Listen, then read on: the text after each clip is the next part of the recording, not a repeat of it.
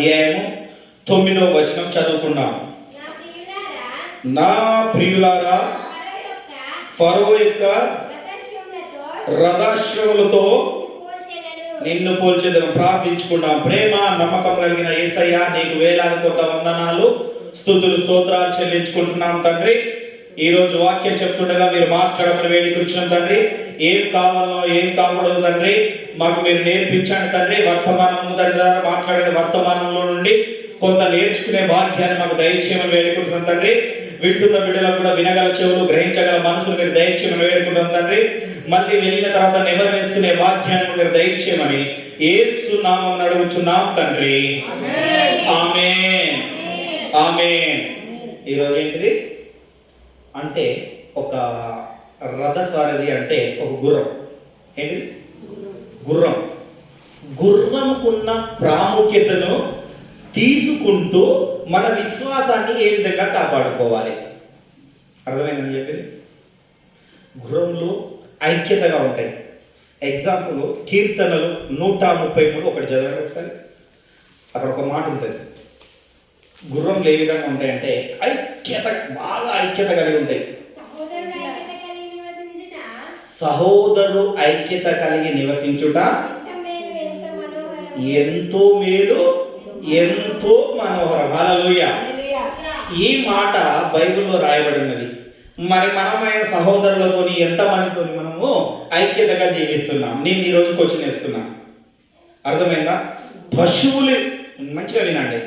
ఒక పశువే, ఒక గుర్రమే, గుర్రాలున్న జాతి వాటితోనే కలిసి ఉంటుంది, వేరే దాంతో కలిసి ఉంటుంది. మీకు చాలా మంది తెలియదు. చూడండి, గుర్రాల గురించి ఎప్పుడైనా చదవండి కానీ, గుర్రములు ఉన్న కాడ చూడండి కానీ, వాటికి ఉన్న తెలివి ఏ విధంగా ఉంటుందంటే బాగా తెలివి ఉంటుంది వాటికి. అర్థమైందా? అవి యజమానుడు ఏ విధంగా చెప్తే ఆ విధంగా చేస్తాయి. అవునా కదా? అవి అన్నీ ఒకే ఐక్యతగా కలిసి ఉంటాయి. అర్థమవుతుందా? యజమానుడికి నమ్మకంగా ఉంటుందట. ఏ విధంగా నమ్మకంగా ఉంటుందంటే మనం ఎగ్జాంపుల్ తలంపులు చూసుకోవచ్చు. మత్తయి సువార్త 25:21 ఒకసారి చూడండి. దాంట్లో తలంపులు ఉంటాయి. భలే నమ్మకమైన మంచి దాసుడా. ఆ మాట ఎందుకంటారు? ఆ చదవండి ఒకసారి, చదవండి. 25:21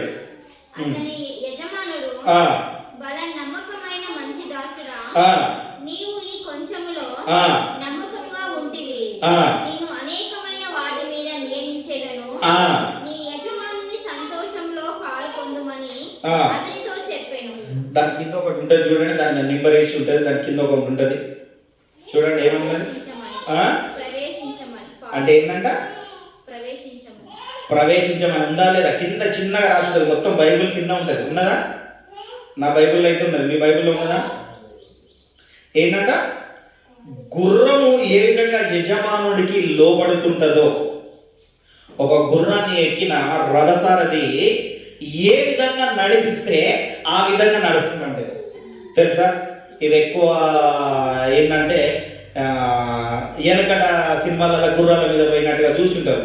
ఒక 60-70 ఏళ్ళ వాళ్ళు ఉంటారు. అప్పుడు గుర్రాల మీద సవారీ, టాంగా సవారీ అని చేసేవాళ్ళు. ఐడియా ఉందా? మన దగ్గర అంత ఉన్న వాళ్ళు ఎవరు లేరు కావచ్చు. మన తాతలకు తెలిసి ఉంటుంది టాంగా సవారీలు అనేది. అర్థమైందా?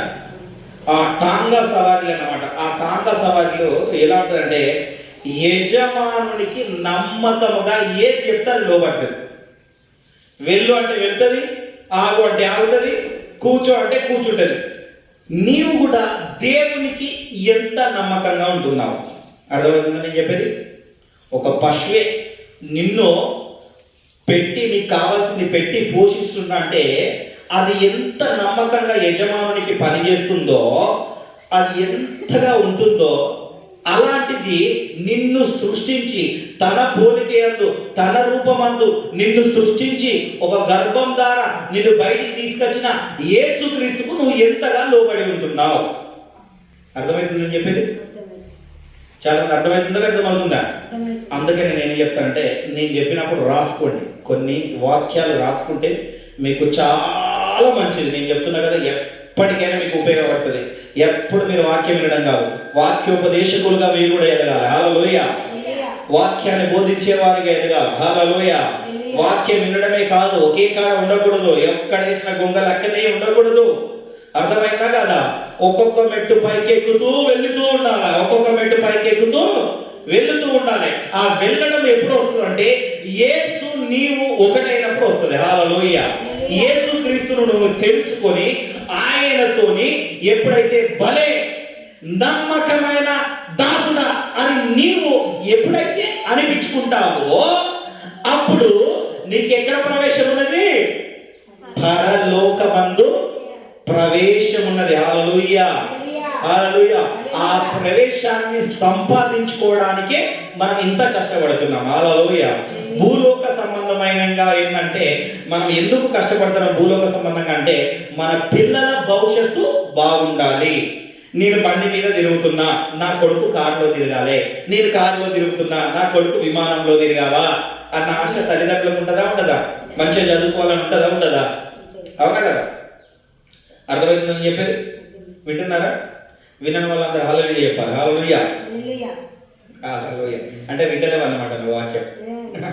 నేనేం చెప్పినప్పుడు వినని వాళ్ళు హల్లెలూయా చెప్పాలని చెప్పిన. హల్లెలూయా. కనుక నీకు ఏ విధంగానైతే కోరికలు, ఈ భూలోక సంబంధమైన కోరికలు నీకు ఏ విధంగా ఉన్నాయో మన పరలోక తండ్రికి కూడా, ఆయన కూడా నా పిల్లలు ఏ విధంగా ఉండాలని ఆయన కూడా కోరికలు ఉన్నాయి. హల్లెలూయా. అందులో ఒకటి మొదటి ఏంటంటే పరిశుద్ధముగా ఉండాలి. ఏంటిది? ఇది ఏంటంటే లేవికాండము 11:44 ఉంటుంది ఈ మాట. ఏంటంటే నేను పరిశుద్ధుడను గనక. గుర్రములు కూడా చాలా పరిశుద్ధంగా ఉంటాయి తెలుసా? మీకు తెలుసో తెలియదు. దీని తర్వాత ఇంకోటి చెప్తా, ఆహారం గురించి చెప్తా. అది ఏ గడ్డి, ఒక్క నిమిషం అక్క, అది ఏ గడ్డి పడితే ఆ గడ్డి మేయరు, ఎండిపోయిన గడ్డి మేయరు తెలుసా? గుర్రం మంచి గడ్డి మాత్రమే మేస్తుంది తెలుసా? ఎవరికైనా? అవునా కదా? పచ్చటి గడ్డి దాన్ని మాత్రమే వేస్తుంది. అది ఆ విషయంలో దాని పవిత్రతను కాపాడుకుంటుంది. ఇంకొక విషయం తెలుసా? ఒక గుర్రం ఒకదానితోనే కలిసి ఉంటుంది. భార్య భర్తలు ఏ విధంగా ఉంటారో ఆ విధంగానే కలిసి ఉంటుంది తెలుసా? తెలియదు. ఈ కుక్కల్లాగా అన్నిటితో తిరగడం ఇలాంటివి చేయి గుర్రము. తెలుసా ఈ విషయం? హల్లెలూయా. అంటే తెలియదు. అంటే అన్ని ఇప్పుడు కుక్కలు అనుకో, కుక్కలకు వరుసలే వాయలేదు అన్నట్టు ఎట్లా తిరుగుతుందంటే, అవునా కదా? అలా తిరిగాయి ఈ గుర్రాలు, అలా తిరిగాయి. ఒకదానితోనే అంటుకట్టబడి ఉంటాయి. అర్థమవుతుందా? ఒకే దాంతో ఒక భార్య భర్తలు ఏ విధంగానైతే అంటుకట్టబడి ఉంటారో ఈ గుర్రాలు కూడా ఒకే దాంతో అంటుకట్టబడి ఉంటాయి. హల్లెలూయా. అవి ఎంత పరిశుద్ధంగా ఉంటాయంటే దాన్ని ఇక్కడ చూద్దాం, చూడండి, దేవుడితో చూద్దాం మనం ఒకసారి. లేవికాండము 11:44.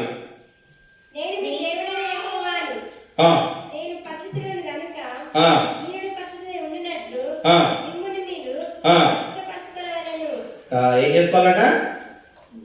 ఏం చేసుకోవాలి? మమ్మల్ని మనము హల్లెలూయా. చాలా మంది ఇది రోజు చేయాల్సిన క్రియ. ఏం చేయాల్సిన క్రియ? రోజు చేయాలి. ఒక ఆదివారమే కాదు. ఆదివారం రాగానే యేసయ్యా నేను పాపిని, వారమంతా చేసిన తండ్రి తెలిసి తెలియని పాపాలను క్షమించు అనడం కాదు. రోజు సాయంత్రం ఉదయాన ఎప్పుడైతే రెగ్యులర్గా ప్రార్థన చేసుకునే వాళ్ళు ఉంటారో, కొంతమంది ఎందుకు సాయంత్రం ఉదయమే అంటున్నానంటే ఉదయాన్నే లేవగానే ఉద్యోగానికి వెళ్తారు, లేదా పనికి వెళ్తారు, పొలం పనికో ఏ పనికో వెళ్ళిన తర్వాత ఎప్పుడు వస్తారు? మళ్ళీ సాయంత్రమే వస్తారు. ఇంటికాడ ఉన్న వాళ్ళు నిత్యం స్తుతిస్తేనే మంచిది. ఇంకా ఒకవేళ అలా ఉన్న వాళ్ళు ఉదయం పొద్దున ఏం చేయాలంట? మనలో మనమే పరిశుద్ధపరచుకోవాలి. హల్లెలూయా, హల్లెలూయా. ఈ మురికితో కూడుకున్న దాన్ని మంచి నీటిలో తోని కడుక్కోవాలి. చెమట రాగానే ఏం చేస్తాం? రోజు స్నానం చేస్తామని రాదా? పనికి పోయి రాగానే స్నానం చేస్తామరా? అర్థమవుతుంది నేను చెప్పేది? ఎగ్జాంపుల్స్ ఎందుకు చెప్తున్నానంటే అర్థం కావడానికి. మనకు చెమట వస్తుంది, ఇప్పుడు బాగా చెమట వచ్చిందంటే అబ్బా ఈ చెమట బాగా వస్తుంది రాబాయ్ అని శుభ్రంగా ఉండడానికి ఏం చేస్తాము? స్నానం చేస్తూ ఉంటాం. అవునా కదా? ఒక్కొక్కరికి రకమైన సబ్బు పెట్టి మంచిగా కడుగుతుంటారు, మంచిగా కనపడడానికి, మొహం కడగడానికి పౌడరు అవి వేస్తుంటా అంటారు. అవునా కదా? ఎందుకు?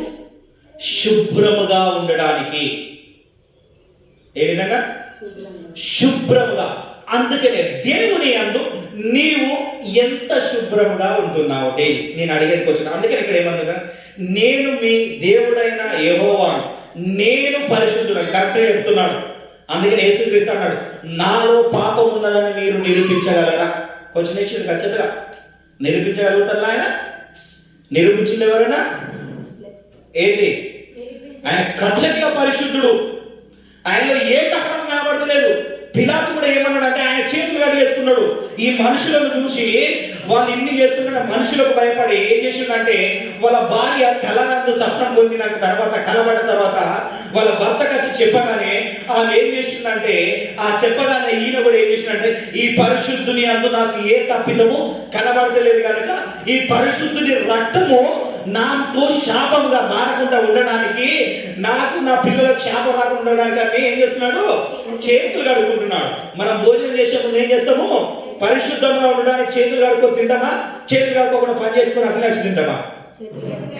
పిల్లలకు కూడా మనం ఒకవేళ తినడానికి చేతులు కడుక్కున్నాం అని అంటామా? ఎందుకంటే పిల్లలకు నేర్పిస్తాను, ఆ శుభ్రత అన్నది నేర్పిస్తున్నాడు. అర్థమవుతుందా? అర్థమవుతుంది కదా? పిల్లలకు ఏ విధంగానైతే మన శుభ్రత నేర్పిస్తున్నామో మన దేవుడు కూడా మనకు ఏం చేస్తున్నాడు? శుభ్రత నేర్పిస్తున్నాడు. నేను ఏ విధంగానైతే ఉంటున్నానో నీవు కూడా ఆ విధంగానే ఉండాలి. హల్లెలూయా, హల్లెలూయా. అది ఖచ్చితంగా ఆయన ఆజ్ఞ అతిక్రమమే పాపము. బైబిల్ చెప్తున్నది ఆయన ఆజ్ఞలను పాటించాలి. కొన్ని విషయం అందుకని ఏం చేయాలంటే రోజు ఉదయం పొద్దున పరిశుద్ధం కలిగిన యేసయ్య నీవు పరిశుద్ధుడవు కనుక నేను పరిశుద్ధంగా ఉండుటకు నాకు సహాయం చేయండి అని అడగాలి. హల్లెలూయా. సహాయం చేయువాడు ఆయనే. ఎప్పుడు సహాయం చేస్తాడు? ఆయనతో అంటుకట్టబడినప్పుడు. నీ స్నేహితుడితో నువ్వు ఎవరితోనైతే ఎక్కువ స్నేహం చేస్తావో ఆ స్నేహితుడు నీవు ఒకే మనసుగా ఏ విధంగానైతే ఆలోచిస్తావో నీ కష్ట సుఖాల్లో ఆ స్నేహితుడు కూడా కొంతమంది పాల్గొంటారు. కొంతమంది ఏం చేస్తారు? వదిలేసి వెళ్ళిపోతారు. అర్థమవుతుందా? కొంతమంది ఏమో పాల్గొనే వాళ్ళు తక్కువ, వెళ్ళిపోయే వాళ్ళు ఎక్కువ. కొంతమంది ఏంటంటే భర్త కష్టపడితే భార్య కూడా వదిలేసి వెళ్ళిపోతున్నాడు. ఈ కాలంలో చాలా ఉంటున్నారు. పేపర్లో చూస్తున్నా. ఓకే, మా ఇంట్లో మా అమ్మగారు పేపర్ ఇప్పిస్తుంది 2 నెలల నుండి. పేపర్ చదువుతాడు. ఏం చేస్తున్నా?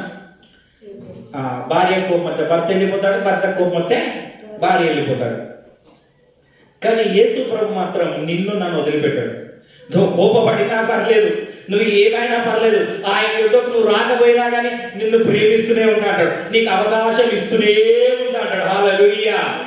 ఎన్నిసార్లు అంటే కొన్ని విషయంలో శిష్యులు అడుగుతారు, ప్రభు వాడిని ఎన్నిసార్లు నేను క్షమించాలి నా శత్రువుని అంటే ఏమంటాడు? 70 ఏళ్ళ మార్పు. అర్థమైంది? అంటే ఆ 70 ఏళ్ళ వరకు ఎవడు బతుకుతుందో తెలియదు, ఏముందో తెలియదు, కానీ వీడికి జ్ఞానం వచ్చిన కాంచెల్లి క్షమించుకుంటూనే పోవాలి. అంటే వాడు క్షమించుకుంటూనే వీడు చచ్చిపోతాడు, ఇక వీడి ఆయుష్ పోతుంది. హల్లెలూయా. అర్థమవుతుందా? దేవుడు కూడా క్షమిస్తూనే ఉంటాడు. మనలో ప్రతి విషయంలో మనల్ని క్షమిస్తూనే ఉంటున్నాడు కనుక ఆయన యందు మనం ఏం చేస్తాలి? క్షమాపణ కలిగి జీవించాలి. హల్లెలూయా, హల్లెలూయా. అదే విధంగా యోహాను సువార్త 6:35 ఒకసారి చూసుకున్నాం. ఇక్కడ ఏముందంటే గుర్రము మంచి ఆహారం మాత్రమే తీసుకుంటుంది. నేను ఈ గుర్రాన్ని ఈరోజు ఎందుకు తీసుకున్నానంటే వేదాలలో ఒక యజ్ఞం ఉన్నది తెలుసా? చాలా మందికి అశ్వథ యజ్ఞం తెలుసా? ఎవరికైనా తెలుసా? అశ్వథ యజ్ఞం తెలుసా? అశ్వత్థామ యజ్ఞం ఉంటుంది. ఎవరికైనా తెలుసదా లేదా? అయ్యో, హిందూ బ్యాక్గ్రౌండ్ ఏదైనా అందరిది పూజలు చేయలేదా? యోహాను సువార్త తీసారా? చెప్తా, నేను లాస్ట్ చెప్తా, యజ్ఞం గురించి చెప్తా. 6:35 చూడండి. 35.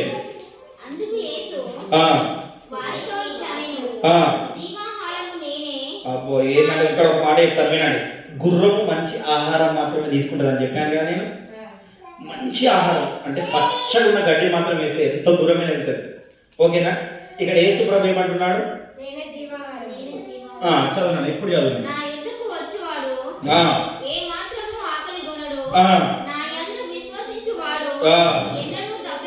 హల్లెలూయా. మరి విశ్వాసం వస్తున్నామా? ఆకలి కొన్నాడు. ఇక్కడ ఏమంటున్నాడు? నేను ఒక క్వశ్చన్ వేస్తున్నప్పుడు నేను మిమ్మల్ని అందుకు యేసు ఇట్లా జీవాహారం నేనే, నా యొద్దకు వచ్చేవాడును ఏమాత్రమో ఆకలి కొన్నాడు, నా యందు విశ్వాసం వచ్చేవాడు ఎన్నడూ దప్పి ఉన్నాడు. ఆకలి ఉన్నాడు అంటే ముందుగా ఏం చేద్దాం? చిన్న ఫైనాన్స్ ప్రాబ్లం తీసుకున్నాం. ఏం తీసుకున్నా? Finance problem. మరి ఫైనాన్షియల్గా అందరు దీవించబడ్డారా? దీవించబడ్డారా? అంటే దీవించబడకపోవడానికి కారణం ఏమిటి? అర్థమైంది నేను చెప్పేది? నా యందు విశ్వాసం ఉంచువాడు ఎన్నడూ దప్పి కొనడు. మరి నువ్వు ఇంకా దప్పి కొనడం అంటే నీళ్లు ఎంత తాగినా, ఈ నీళ్లు తాగినా కొద్ది తాగుతాడు, మళ్ళీ ఒకసారి గొంతు ఎండిపోతుంది, మళ్ళీ తాగాలనిపిస్తాడు, దప్పిక. అవునా కదా? డబ్బులు ఎంత సంపాదించినా అన్ని అయిపోతూనే ఉంటాయంటే ఇంకా సంపాదించుకోవాలి. అర్థమవుతుందా? ఏం చేయాలా? ఇంకా సంపాదించుకోవాలి. అంటే డబ్బు సంపాదించుకోవాలన్న దాహం మనలో ఏర్పడుతుందా లేదా? అర్థమవుతుందా నేను చెప్పేది? మరి నువ్వు ఆయన ఎంత విశ్వసిస్తున్నావు? నీ ఉన్న దాంట్లో నిన్ను ఆశీర్వదిస్తాడు. ఆయన ఆశీర్వదించడానికి సమర్థుడు. మీకు ఒక ఎగ్జాంపుల్ చెప్తా. చాలా మంది ఎప్పుడుంటారో విని ఉంటారు. మనం కోల్గేట్ పేస్ట్ వాడుకుంటాం, ఐడియా ఉందా? కోల్గేట్ పేస్ట్ వాడుకున్నట్టు ఆయన సువార్త చెప్తున్నా అంటే ఎక్కడంటే ఓడల పడవలో, అప్పుడు పడవలో ప్రయాణం చేసే వాళ్ళట. పడవలో వెళ్తుండే ఈయన కంపెనీకి వెళ్ళడానికి, ఇంకొక కంపెనీ పెట్టడానికి వెళ్తున్నాడు. కంపెనీ చాలా లాస్లోనే ఉన్నాడు, దాన్ని బయటికి తీసుకురావడానికి ఆయన లాస్లోనే ఉన్నాడు. ఏదో నడుస్తున్నది కదా, ఇంకొక బ్రాంచ్ ఓపెన్ చేసుకున్నామని వెళ్తుందంటే ఆయనకు సువార్త ప్రకటించడం వల్ల ఇక్కడ దొరికింది ఒక పాస్టర్. సువార్త ప్రకటించిందట. సువార్త ప్రకటిస్తే ఈయన ఏం చేసిండు? విశ్వసించిండు. ముందట మొదట ఏం చేసిండు? విశ్వసించి యేసుక్రీస్తుని నమ్ముకున్నాడు. యేసుక్రీస్తుని నమ్ముకొని ఏం చేస్తున్నాడంటే దశమ భాగం తీయడం నేర్చుకున్నాడు. ఫస్ట్ 10% తీసిండ. ఆ ఎంత 10% తీసినా కానీ మళ్ళీ ఎట్లనే ఉంటాడు. ఎట్లా ఉంటుంది అలానే నడుస్తుంది, కంపెనీ నార్మల్గానే నడుస్తుంది. దాని తర్వాత ఏం చేసిందంటే చాలా మందికి క్లుప్తంగా తెలియదు. తర్వాత 20% తీయడం మొదలుపెట్టిందట. ఏం చూద్దాం, నా దగ్గర ఒక రూపాయి తక్కువ, నాకు పర్సెంటేజ్ ఎక్కువ వేస్తాను కదా, నాకు ఒక తక్కువ ఉన్నా పర్లేదు, నాకు తినడానికి ఉంటే చాలు, తాగడానికి ఉంటే చాలు అని ఏం చేసిందంట 20% తీయడం మొదలుపెట్టినాడు.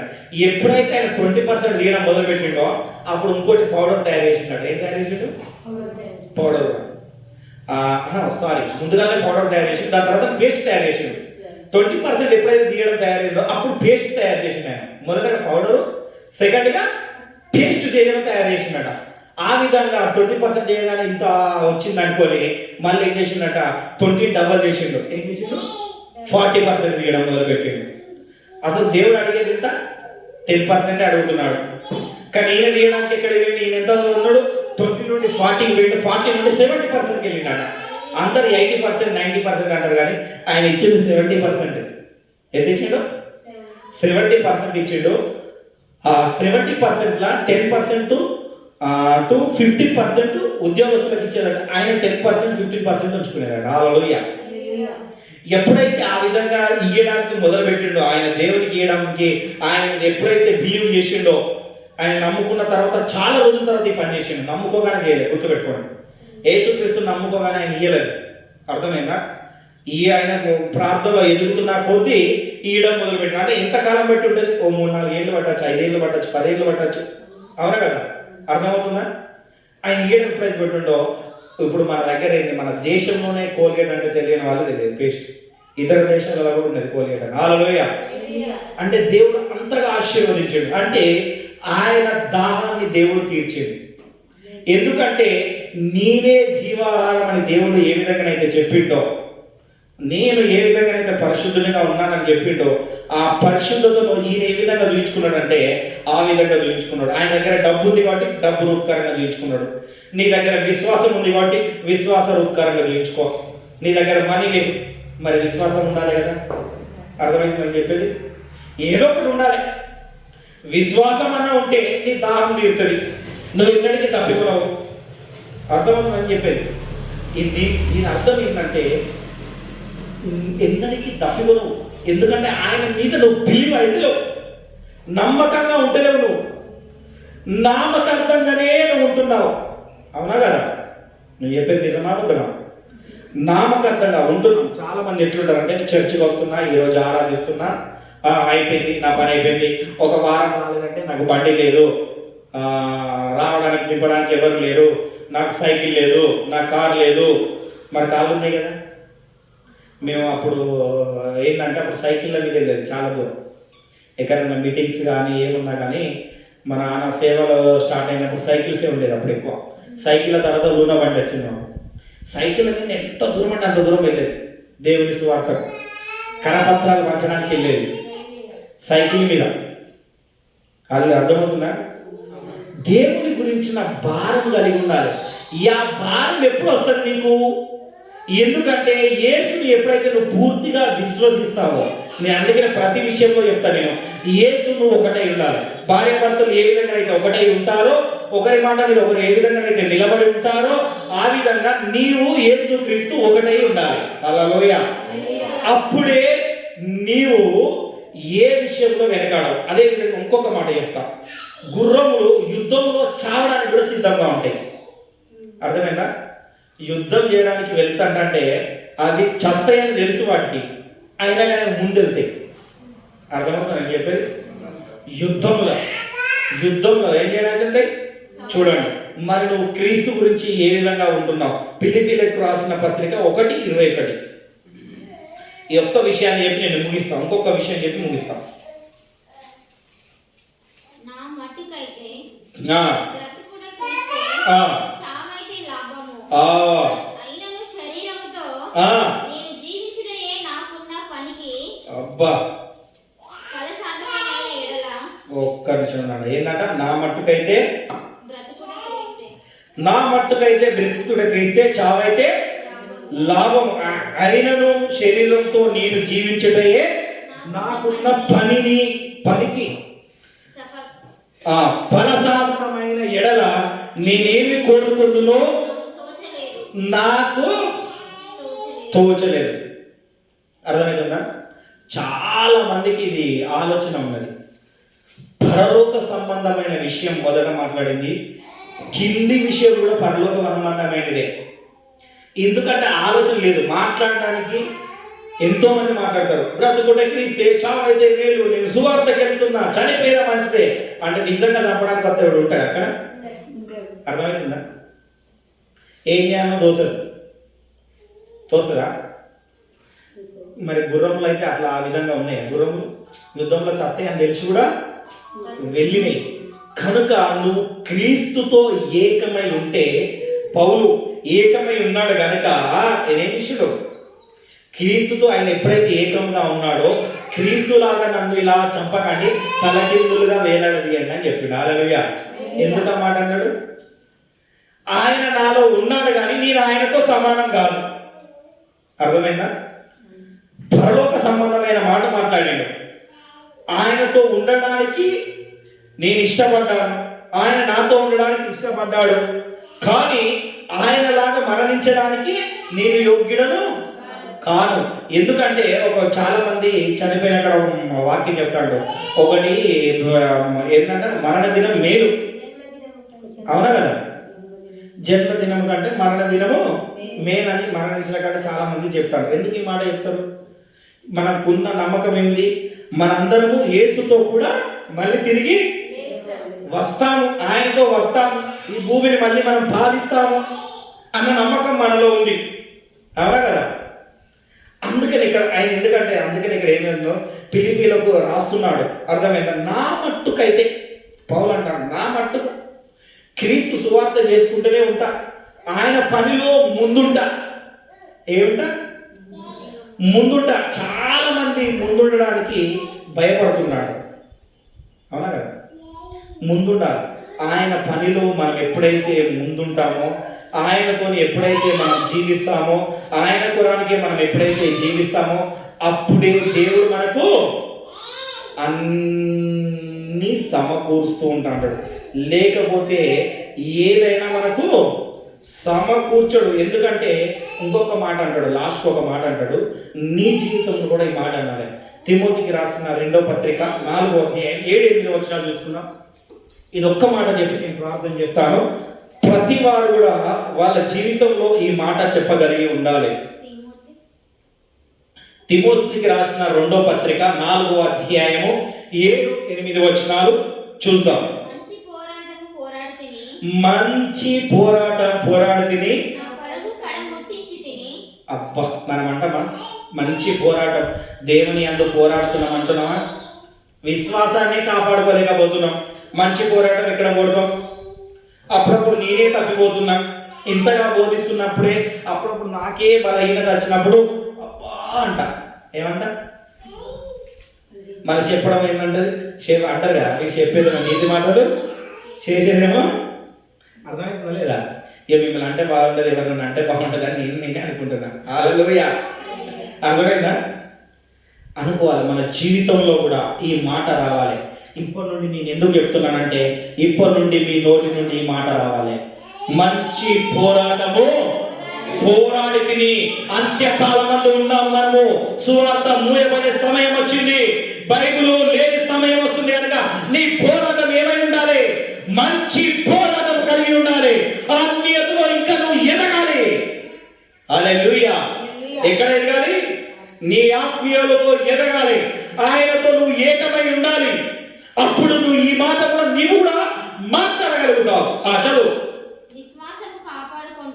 విశ్వాసమును కాపాడుకుంటుని నా కొరకు. హల్లెలూయా. అందరూ చేతుల పైకి హల్లెలూయా. నీ కొరకు ఏం కిరీటం ఉన్నది? నీతి కిరీటం ఉన్నది. ఎక్కడ ఉన్నది? అక్కడ ఉన్నది. నీ కొరకు సింహాసనం ఎదురు చూస్తుంది. హల్లెలూయా. ఆ సింహాసనంలో కూర్చుంటావా లేకపోతే ఇలానే కింద కూర్చుంటావా? నీకు నువ్వు ఆలోచించుకో. హల్లెలూయా. చాలా మంది ఈ ఆలోచన మర్చిపోతున్నారు.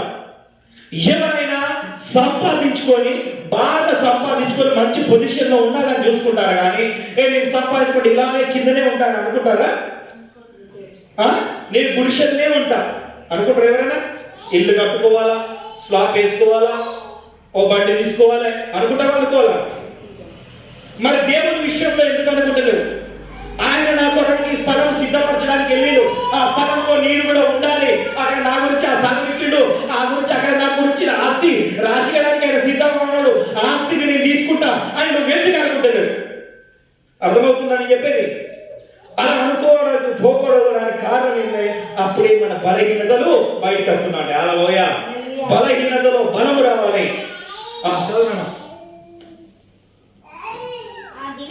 ఆ దినమందు నీతి గల న్యాయాధిపతి అయిన ప్రభు అది నాకు మాత్రమే కాకుండా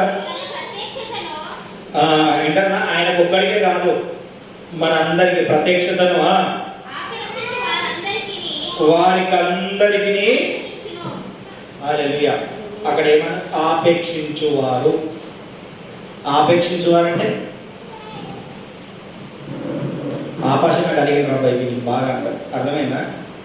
ఆపర్శన బాగుందిరా, డబ్బు సంపాదించాలని ఆపర్శన బాగుందిరా, బిర్యానీ తినాలని ఆపర్శన బాగుందిరా, తపన బాగుందిరా, ఏసుతో నేను ఉండాలి అనే ఆపర్శన నీలో కలిగినప్పుడే నీకు కూడా నీకు కిరీటం ఉంటుంది, లేకపోతే ఉంటుంది. బైబిల్ చెప్తున్న సత్యం. పౌలు గారు చాలా జ్ఞానంతో రాసిండు. ఎందుకంటే దేవుడు ఎప్పుడైతే ఆయనను వెలుగు ద్వారా తాకిందో అప్పుడు ఆయనకు జ్ఞానం ఏర్పడింది. హల్లెలూయా.